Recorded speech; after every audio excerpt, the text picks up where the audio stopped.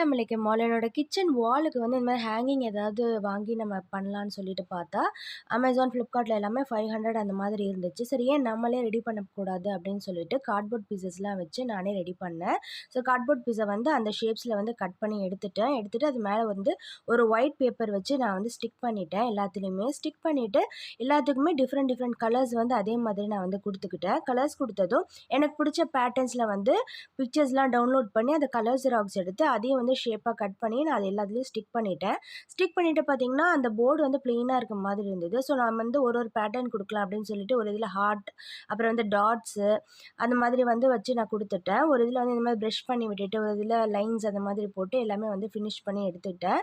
Finish பண்ணி பார்க்கும்போது ரொம்பவே சூப்பராக இருந்துச்சு. இந்த மாதிரி தான் இருந்துச்சு. ஸோ வாலில் எப்படி இருக்குன்னு பார்க்கலாம் வாங்க. ஸோ நான் வாலில் வந்து டபுள் சைட் டேப் வச்சு நான் அப்படியே வந்து ஸ்டிக் பண்ணிட்டேன். ஒயிட் கலர் வாலுக்கு கலர்ஃபுல்லாக ரொம்பவே சூப்பராக இருந்துச்சு. எப்படி இருந்துச்சுன்னு கமெண்ட் பண்ணுங்கள்.